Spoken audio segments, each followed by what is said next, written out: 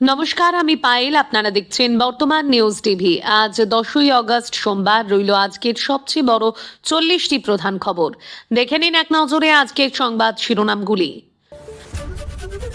এবার জনরোষে মমতা। হালি শহরে মমতার গাড়িতে ছোড়া হলো কাদা, জুতো উঠল চোর ডাকাতরানি স্লোগান। এত চুরি করেছেন, চোর তো শুনতেই হবে। মমতার গাড়িতে হামলার অভিযোগের পরেই তোপ মুখ্যমন্ত্রীর। আবাস যোজনার সমীক্ষা করতে গিয়ে মহিলাকে ধর্ষণের চেষ্টা, গ্রেপ্তার হিঙ্গলগঞ্জে পঞ্চায়েতের অস্থায়ী কর্মী। দ্বিতীয় দিন 6 ঘন্টা জিজ্ঞাসাবাদ। ভবানী ভবনে আত্মগোপন নিয়ে মুখ খুললেন অভিষেকের আত্মসহায়ক। 14ই অগস্ট দেশ বিভাজন দিবস হিসেবে পালন করুন রাজ্যের প্রতিটি বিশ্ববিদ্যালয়ের কাছে আরজি আচার্য আর এন রবির। মোদী সরকারের জনপ্রিয়তা হারানোর হতাশা, মমতার ওপর হামলার ঘটনায় বিজেপিকে নিশানা কেজরির। পুজোর অনুদানে বদল আনতে চলেছে রাজ্য। 10 লক্ষ টাকার নিচে বাজেটের পুজোগুলোকে শুধু সাহায্যের ভাবনা। নদিয়া জেলা পরিষদ দখলে বিজেপিকে সাহায্য, দল বিরোধী কাজের জন্য 9 জনকে সাসপেন্ড করল কালীঘাট তৃণমূল। আরশোলাদের চাপে নত সরকার, দাবি মেনে পরীক্ষা বাতিলের পথে ঝাড়খণ্ড, হবে ইডি তদন্ত। ও বেঁচে আছে, রোগীর মৃত্যুর পরে রণক্ষেত্র রতুয়া গ্রামীণ হাসপাতাল, ঘটনার রিপোর্ট তলব স্বাস্থ্যমন্ত্রীর। সেবাশ্রয় কাণ্ডে এবার তলব অভিষেক, ঘনিষ্ঠ চিকিৎসককে বুধবার হাজিরার নির্দেশ। মরে যেতাম, মমতার গাড়িতে ছোড়া হলো চুটি কাদা, দেওয়া হলো চোর স্লোগান। প্রাক্তন মুখ্যমন্ত্রীকে ঘিরে বিক্ষোভ বীজপুরের রাস্তায়। মমতার গাড়িতে কাদা, জুতো ছোড়ার ঘটনায় বিজেপির হাত নেই, স্পষ্ট জানালেন রাজ্য সভাপতি শ্রমিক ভট্টাচার্য। থানার পাশে বিজেপি নেতার দাদাগিরি, সিসিটিভি ভাঙচুর, বয়স্ক মহিলাকে মারধরের অভিযোগ হরিশ্চন্দ্রপুরে। 9 জেলা পরিষদ সদস্যকে ঘাড় ধাক্কা, কালীঘাট তৃণমূলের সোশ্যাল মিডিয়ায় মহুয়া লিখলেন স্বার্থপর গদ্দার। 12 রাজ্যের এসআইআর খসড়া তালিকা প্রকাশ, কমিশনের উধাও আরও 11.5% ভোটার এখনো বাকি, 7 রাজ্যের হিসেব।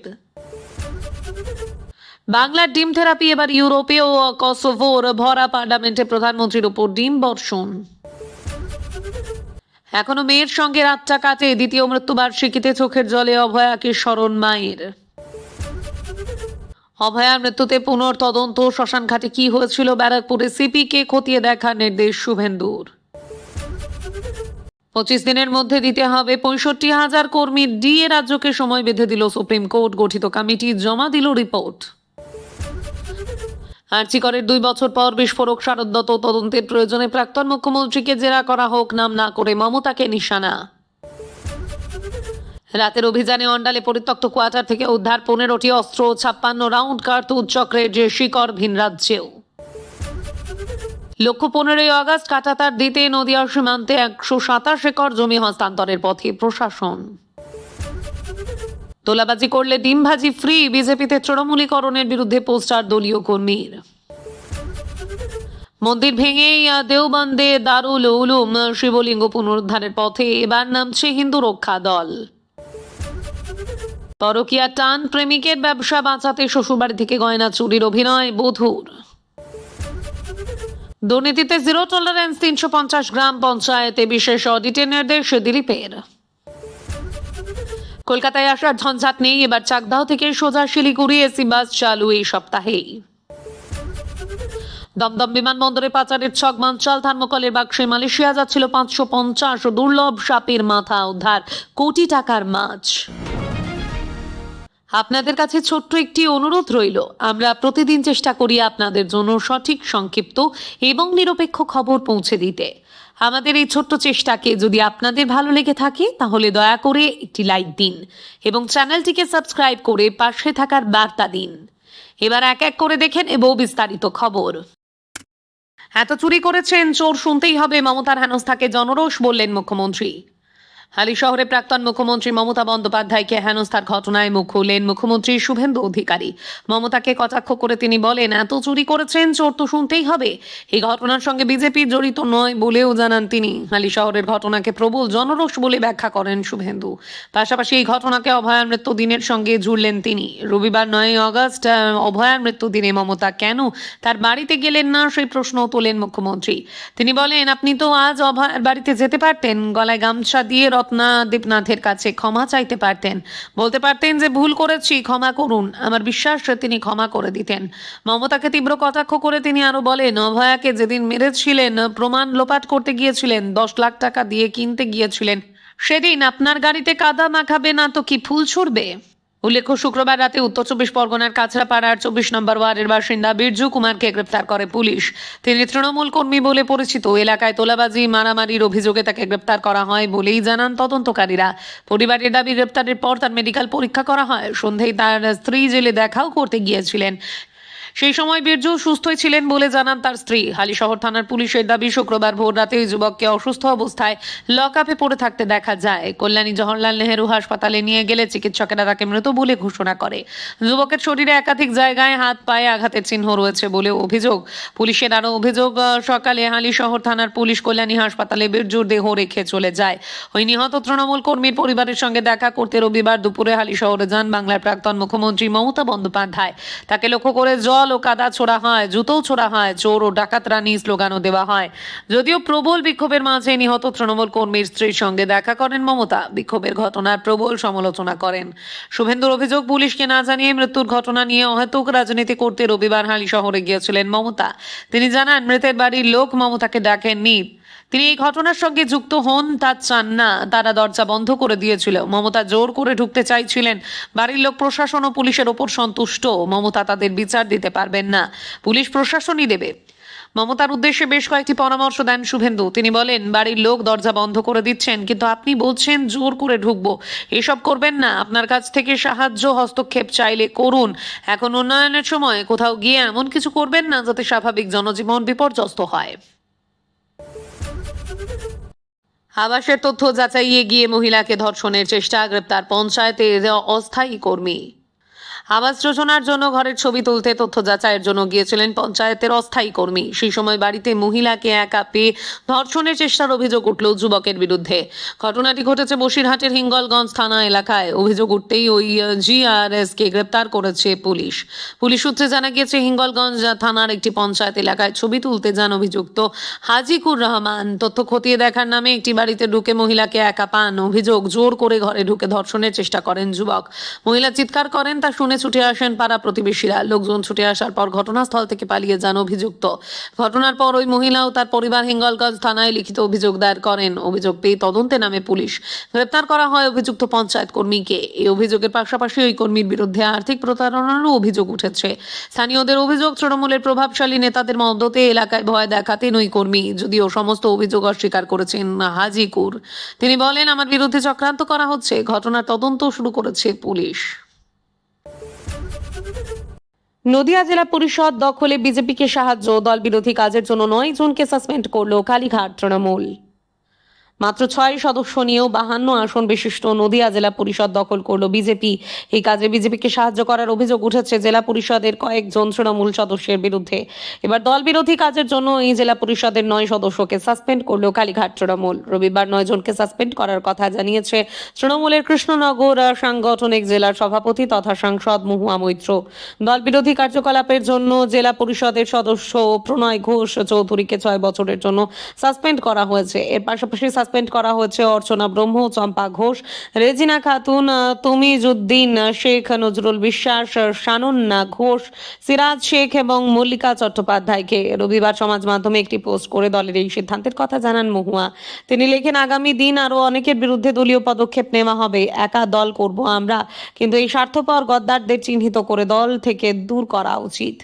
গত সপ্তাহে বিবেক ভোট পেয়ে নদিয়া জেলা পরিষদে বোর্ড গঠন করে পদ্ম শিবির। এমনিতেই তৃণমূলের সদস্যদের 2 গোষ্ঠীতে বিভক্ত হয়েছিলেন। মহুয়া ঘনিষ্ঠ বলে পরিচিত তৎকালীন জেলা পরিষদের সভাধিপতি সুলতানা মীরের বিরুদ্ধে অনাস্থা প্রস্তাব আনা হয়েছিল। তাতে 31-0 ভোটে হেরে যান সুলতানা। প্রশাসনিক নিয়ম মেনে জেলা পরিষদ গঠনের লক্ষ্যে বিজ্ঞপ্তি জারি করা হয়েছিল। ডাকা হয় তলবি সভা। তাতে 31 জন উপস্থিত হয়েছিলেন। তাদের মধ্যে ছিলেন বিজেপির 16 জন সদস্য এবং তৃণমূলের 15 জন। কিন্তু জেলা পরিষদে বিজেপির নির্বাচিত সদস্য সংখ্যা ছিল 6। পরে আরো 10 জন নিজেদের বিজেপি বলে দাবি করেন। ওবিসি সংরক্ষিত আসনে বিজেপির প্রার্থী প্রণতি বিনা প্রতিদ্বন্দ্বিতায় জয়ী হন। বুধবার গঠিত হয় বোর্ড। দায়িত্ব গ্রহণের পর সাংবাদিক বৈঠকে নতুন সভাধিপতি প্রণতি একে সম্মিলিত জয় বলে বর্ণনা করেন। থানার পাশেই বিজেপি নেতার দাদাগিরি, সিসিটিভি ভাঙচুর, বয়স্ক মহিলাকে মারধরের অভিযোগ হরিশ্চন্দ্রপুরে। মালদার হরিশ্চন্দ্রপুর থানার ঠিক সংলগ্ন এলাকাতে বিজেপি নেতা ও তার ভাইয়ের বিরুদ্ধে চরম দাদাগিরি ও তাণ্ডব চালানোর অভিযোগ উঠল। এক ব্যবসায়ীর দোকানে সিসিটিভি ক্যামেরা ভাঙচুর করা এবং প্রতিবাদ করায় তার বয়স্ক মাকে সজোরে বুকে ধাক্কা মেরে মারধর করার অভিযোগ উঠেছে অভিযুক্তদের বিরুদ্ধে। এই ঘটনায় এলাকায় ব্যাপক চাঞ্চল্য ছড়িয়েছে। অন্যদিকে পাল্টা ওই ব্যবসায়ীর বিরুদ্ধে বিজেপি নেতার ভাইকে ছুরিকাঘাত করার গুরুতর অভিযোগ উঠেছে। দুই পক্ষের লিখিত অভিযোগের ভিত্তিতে তদন্ত শুরু করেছে হরিশ্চন্দ্রপুর থানার পুলিশ ও স্থানীয় সূত্রে জানা গিয়েছে, হরিশ্চন্দ্রপুর সদর এলাকার থানা সংলগ্ন অঞ্চলে সোনু কেশরী নামে এক স্থানীয় ব্যবসায়ীর দোকান রয়েছে। অভিযোগ, স্থানীয় বিজেপি নেতা অর্জুন কেশরী এবং তার ভাই গত কয়েকদিন ধরে ব্যবসায়ীর সঙ্গে অশান্তি করছিলেন। স্থানীয়দের একাংশের দাবি, অতীতে অর্জুন কেশরী শিবসেনার প্রার্থী হয়ে বিজেপি সাংসদের বিরুদ্ধে লড়াই করার চেষ্টা করলেও পরবর্তী সময়ে তৃণমূল জামানায় শাসক দলের ছত্রছায়া থেকে এলাকায় প্রভাব বিস্তার করেছিলেন। বর্তমানে তিনি আবার বিজেপির পরিচয়ে এলাকায় দাদাগিরি চালাচ্ছেন বলে অভিযোগ। গতকাল রাতে সিসিটিভি ক্যামেরা লাগানোকে কেন্দ্র করে দুই পক্ষের মধ্যে তীব্র বচসা ও অশান্তি শুরু হয়। অভিযোগ, অর্জুন কেশরী ও তার ভাই জোর করে সোনু কেশরীর দোকানে সিসিটিভি ক্যামেরা ভেঙে দেন। এরপর আজ সকালে সোনুর মা দোকান খুলতে গেলে তাকে সজোরে বুকে আঘাত করে মারধর করা হয়। ঘটনার জেরে আহত এই মহিলাকে দ্রুত হাসপাতালে ভর্তি করা হয়। এই ঘটনায় ক্ষুব্ধ ব্যবসায়ীর পরিবার হরিশ্চন্দ্রপুর থানায় লিখিত অভিযোগ দায়ের করার পর পুলিশ অভিযুক্তদের মধ্যে একজনকে আটকও করেছে। অন্যদিকে এই ঘটনার সম্পূর্ণ উল্টো সুর শোনা গিয়েছে অভিযুক্ত বিজেপি নেতার ভাইয়ের গলায়। আহত অবস্থায় হরিশ্চন্দ্রপুর গ্রামীণ হাসপাতালে চিকিৎসাধীন থাকা অর্জুনের ভাই ভীম কেশরী দাবি করেছেন, ওরা আমার অফিসের ঠিক সামনে সিসিটিভি ক্যামেরা লাগিয়ে আমার ব্যক্তিগত কথাবার্তা শোনার চেষ্টা করছিল। আমি এর প্রতিবাদ করতে গেলে উল্টে ওরাই আমার উপর আক্রমণ চালায়। আমাকে ধারালো অস্ত্র বা ছুরি দিয়ে কুপিয়ে জখম করা হয়েছে। দীর্ঘদিন ধরেই ওই দুই পরিবারের মধ্যে পারিবারিক বিষয় নিয়ে বিরোধ চলে আসছিল বলে স্থানীয় সূত্রে জানা গিয়েছে। এই ঘটনায় বিজেপি নেতার নাম জড়িয়ে যাওয়ায় শুরু হয়েছে রাজনৈতিক চর্চা। এ বিষয়ে বিজেপি জেলার সাধারণ সম্পাদক রূপেশ আগরওয়াল স্পষ্ট ভাষায় জানিয়েছেন, দলের নাম ভাঙিয়ে কেউ যদি কোনো অন্যায় কাজ করে দল তা কখনোই সমর্থন করবে না। আমরা সাধারণ মানুষের সমর্থন নিয়ে চলি, তাই সাধারণ মানুষের উপর কোনো রকম অত্যাচার বা দাদাগিরি বরদাস্ত করা হবে না। পুলিশ নিরপেক্ষভাবে ঘটনার তদন্ত করুক, তাতে আমাদের পূর্ণ সমর্থন রয়েছে। হরিশ্চন্দ্রপুর থানার পুলিশ জানিয়েছে, দুই পক্ষের তরফেই থানায় লিখিত অভিযোগ দায়ের করা হয়েছে। পুলিশ সমস্ত দিক খতিয়ে দেখে ঘটনার পুঙ্খানুপুঙ্খ তদন্ত শুরু করেছে। অনুদান নীতিতে পরিবর্তনের পথে রাজ্য, সাহায্য পাবে শুধু 10 লক্ষের নিচের বাজেটের পুজো। শারদোৎসবের আগে দুর্গাপুজোর অনুদান নীতিতে বড়সড় বদলের ইঙ্গিত দিল রাজ্য সরকার। মুখ্যমন্ত্রী শুভেন্দু অধিকারী স্পষ্ট করেছেন যে বিগত সরকারের মতো রাজ্যের সব দুর্গাপুজো কমিটিকে আর সরকারি অনুদান দেওয়া হবে না। মূলত যেসব পুজো কমিটির আর্থিক সহায়তা একান্ত প্রয়োজন তাদেরই বাছাই করে অনুদান দেওয়ার প্রকল্প নিয়েছে বর্তমান সরকার। নবান্ন সূত্রে খবর, বিশেষত 10 লক্ষ টাকার নিচের বাজেট থাকা পুজো কমিটিগুলোর বিষয়ে কিটি গুরুত্ব দিয়ে বিবেচনা করা হবে। চূড়ান্ত সিদ্ধান্তের আগে বিষয়টি নিয়ে অর্থ দপ্তরের সঙ্গে মুখ্যমন্ত্রীর আলোচনার সম্ভাবনা রয়েছে। 2020 সালে করোনা পরিস্থিতিতে ছোট পুজো কমিটিগুলিকে টিকিয়ে রাখতে রাজ্য সরকার প্রথমবার 50,000 টাকা অনুদান চালু করে, যা গত বছর পর্যন্ত বেড়ে 1,10,000 টাকায় পৌঁছয়। কিন্তু সরকার পরিবর্তনের পর মুখ্যমন্ত্রী জানিয়ে দিয়েছেন, অনুদান বিতরণে স্বচ্ছতা বজায় রাখতে এবার বাছাই প্রক্রিয়া অনুসরণ করা হবে। বুধবার নবান্নে কলকাতার দুর্গাপুজো কমিটিগুলোর সংগঠন ফোরাম ফর দুর্গোৎসবের প্রতিনিধিদের সঙ্গে বৈঠক করেন মুখ্যমন্ত্রী। উপস্থিত ছিলেন ক্রীড়া ও যুব কল্যাণ মন্ত্রী ইন্দ্রনীল খাঁ। বৈঠকে বড় রাস্তা ও গলির পুজো, বিদ্যুতের ছাড়, হোর্ডিং ও ব্যানার ট্যাক্স এবং অনুদান সংক্রান্ত বিভিন্ন বিষয়ে আলোচনা হয়েছে। চলতি মাসেই পুজোর বিষয়ে চূড়ান্ত ঘোষণার সম্ভাবনা রয়েছে। বেঁচে আছে, রোগীর মৃত্যু পরই রণক্ষেত্র রতুয়া গ্রামীণ হাসপাতাল। ঘটনার রিপোর্ট তলব স্বাস্থ্যমন্ত্রীর। জানালা দরজার কাঁচ ভাঙা, উল্টে রয়েছে চেয়ার টেবিল। রোগী মৃত্যু ঘিরে রণক্ষেত্র মালদহের রতুয়া গ্রামীণ হাসপাতাল। রোগীর পরিবারের তাণ্ডবের অভিযোগ, আক্রান্ত হাসপাতালের চিকিৎসক, নার্স ও স্বাস্থ্যকর্মীরা। ঘটনার খবর পাওয়া মাত্র মালদহের মুখ্য স্বাস্থ্য আধিকারিককে ফোন করেছেন স্বাস্থ্যমন্ত্রী ডক্টর শারদত্ত মুখোপাধ্যায়। চেয়েছেন ঘটনার পূর্ণাঙ্গ রিপোর্ট। সকাল 10টা নাগাদ মালদার রতুয়া গ্রামীণ হাসপাতালে বিদ্যুৎপৃষ্ট হয়ে মৃত এক রোগীকে নিয়ে আসেন পরিজনরা। পরীক্ষা করে চিকিৎসকেরা মৃত ঘোষণা করেন রোগীকে। বলেন, নিয়ম অনুযায়ী হবে ময়নাতদন্ত। যদিও তা মানতে চায়নি মৃতের পরিজন। তারা জানান ময়নাতদন্ত হবে না, উনি মারা যাননি। অন ডিউটি চিকিৎসক আবার পরীক্ষা করেন, কিন্তু জীবনের কোনো চিহ্ন পাননি। অভিযোগে কথা মৃতের পরিজনকে বলতেই প্রায় 200 লোক হুড়মুড় করে ঢুকে পড়ে জরুরি বিভাগে, ভেঙে ফেলা হয় গেট, গ্রামীণ হাসপাতালের কর্মচারীদের বেধড়ক মারধর করা হয়, চিকিৎসককে হুমকি দেওয়া হয়, কি করে বাড়ি ফেরেন দেখব। চিকিৎসকদের প্রশ্ন, একটা নিরাপত্তা রক্ষী নেই, বছরে 5,000-এর ওপর ডেলিভারি হচ্ছে, হাসপাতালে শৌচালয়ের এমন অবস্থা, বাথরুমে যাওয়া যায় না, গ্রামীণ হাসপাতালে চাকরি কি শাস্তির বরাবর? বঙ্গে চিকিৎসকদের সর্ববৃহৎ সংগঠন ওয়েস্ট বেঙ্গল ডক্টরস ফোরামের পক্ষ থেকে ডক্টর কৌশিক চাকি জানিয়েছেন, প্রতিটি সরকারি হাসপাতালে পর্যাপ্ত নিরাপত্তা চাই। এই ঘটনায় হামলাকারীদের বিরুদ্ধে দ্রুত এবং দৃষ্টান্তমূলক ব্যবস্থা নিতে হবে। চিকিৎসকদের হুঁশিয়ারি, সরকার যদি ডাক্তারদের নিরাপত্তা না দিতে পারে তাহলে স্বীকার করে নিক, চিকিৎসক সমাজ প্রয়োজনে গণ আন্দোলনে নামবে। 2 বছর আগে 2024 সালে 9 আগস্ট আরজিকর মেডিকেল কলেজে ধর্ষণ করে খুন করা হয়েছিল তরুণী চিকিৎসককে। রবিবার সেই ঘটনাকে স্মরণ করে সমস্ত সরকারি স্বাস্থ্য কেন্দ্রে 2 মিনিট নীরবতা পালন সহ বিশেষ অনুষ্ঠানের আয়োজন করা হয়েছিল। এই দিন এমনই ঘটনার সামনে আসায় বিস্মিত চিকিৎসকেরা। অভয়া দিবসের দিন এমন ঘটনাকে চূড়ান্ত অনভিপ্রেত বলে জানিয়েছেন স্বাস্থ্যমন্ত্রী ডক্টর শারদ দত্ত মুখোপাধ্যায়। তিনি জানিয়েছেন, জেলার মুখ্য স্বাস্থ্য আধিকারিকের কাছে পুরো ঘটনার রিপোর্ট চেয়েছি, সম্পূর্ণ রিপোর্ট পেলে খতিয়ে দেখে যথাযথ ব্যবস্থা নেওয়া হবে। চিকিৎসক নিগ্রহযুক্ত কেউ পার পাবে না। অভয়ার মৃত্যুতে পুনর্তদন্ত ও শ্মশান ঘাটে কি হয়েছিল, ব্যারাকপুরের সিপিকে খতিয়ে দেখার নির্দেশ শুভেন্দুর। অভয়াকাণ্ডে নতুন করে তদন্তের আর্জি জানিয়েছিলেন সন্তানহারা মা রত্না দেবনাথ। তার অনুরোধে সাড়া দিয়ে অভয়ার দ্বিতীয় মৃত্যুবার্ষিকীতে পুনর্তদন্তের নির্দেশ মুখ্যমন্ত্রী শুভেন্দু অধিকারী। এছাড়া তার আরও দাবি, নির্মল ঘোষ, সন্দীপ ঘোষ এবং সঞ্জয় মুখোপাধ্যায়রা তড়িঘড়ি দেহ সৎকার করেছে। অভয়ার সৎকারের সময় শ্মশানঘাটে কি হয়েছিল তা ব্যারাকপুরের সিপিকে খতিয়ে দেখার নির্দেশও দেন তিনি। অভয়ার দ্বিতীয় মৃত্যুবার্ষিকী স্মরণ অনুষ্ঠানে পানিহাটিতে দাঁড়িয়ে কথা জানান মুখ্যমন্ত্রী। ক্ষমতার পালাবদলের পর শুভেন্দু প্রশাসনের হস্তক্ষেপ, নতুন করে মুখ্যমন্ত্রী বলেন, 2 বছর আগে এই দিনটির কথা আমাদের সকলের মধ্যে জাগ্রত হলে বা স্মরণ করলে বিচলিত হই, আমাদের হৃদয় ব্যথাতুর হয়ে পড়ে, চোখ থেকে জল পড়তে শুরু করে। কোনো সভ্য সমাজে বর্বরচিত ঘটনা ঘটতে পারে, একটা সুরক্ষিত জায়গায় সভ্য ভারতবর্ষে কেউ ভাবতে পারিনি। 9 আগস্ট 2024, তার পরের বছর 9 আগস্ট 2025 রাখি পূর্ণিমায় অরাজনৈতিক নবান্ন অভিযান ছিল। সে সময় আমাদের দিদি ডাক্তার বোনের মায়ের মাথায় পুলিশের লাঠি এত বড় ফোলা, আমি অবাক হয়ে গিয়েছিলাম। কি ভয়ঙ্কর অত্যাচারী শাসকের হাতে ছিল বাংলা। ভর্তি করাতে দেয়নি, হাসপাতালের এমার্জেন্সিতে ফেলে রেখেছিল। আমি ভুলি না, যা করণীয় কাজ করছি, আগামী দিনেও করব, এর শেষ আমাকে দেখতেই হবে। রবিবার সকালে সরকারি হাসপাতালে নীরবতা পালনের নির্দেশ দেয় স্বাস্থ্য ভবন। শুভেন্দু বলেন, রাজ্য সরকার ঘোষিত 11টা থেকে 11টা 2 মিনিট পর্যন্ত স্বাস্থ্য কেন্দ্রে মৌনতা পালন দেখেছিলাম, আর দু চোখ থেকে জল বয়ে যাচ্ছিল। স্বাস্থ্যকর্মী, চিকিৎসক, নার্সকে নয়, সব বেসরকারি হাসপাতাল, চিকিৎসা কেন্দ্র, মেডিকেল কলেজে মাথা নত করে 2 মিনিট বোনকে স্মরণ করেছি।